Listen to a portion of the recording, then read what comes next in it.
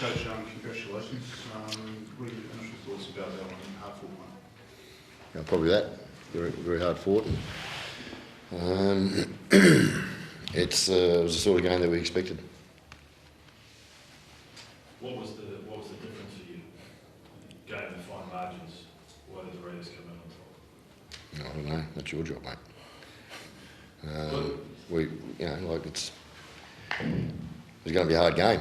I knew Webby was going to have those guys up, and they were. They're a good footy team.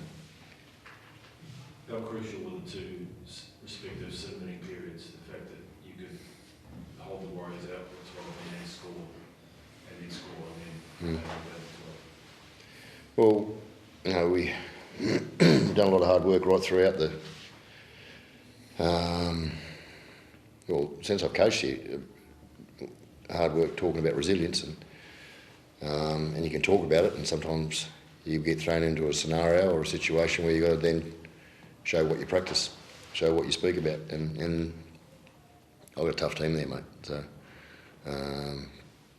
never once I doubted their toughness or resilience, so I know what's deep under the jumper. But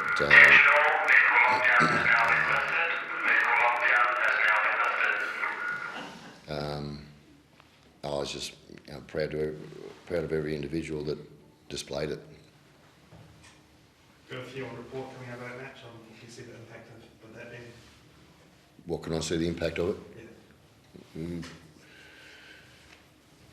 Yeah. He was involved in one of them. And Red, I mean, I'd like to have a look at him again. I don't know, but what I saw with Joe, that he released the player's head. And Joseph, how intense was that game? It looked extremely intense watching on. Yeah, that's the games you want to play, and you got to match intensity or take it to another level. I thought the boys done that well.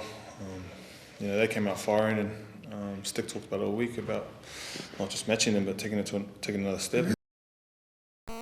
That's my job, and I take that personally. Is it fair to say that playing the Warriors means more to you than just the average NRL game? I think it's not more important, but I have, my dad and different parts of my family in the crowd that I want to make proud. So, yeah, I take another level to my game, I think.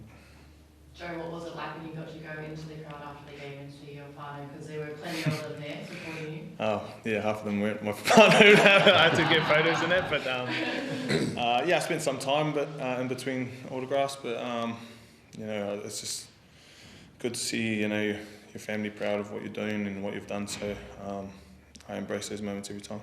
How tough were the conditions out there, and also taking on the Warriors? Yeah, I think that pack is really good, but the crowd that they come out every week is outstanding. So there's a lot of talk about who they were missing, but I think their team was still up there.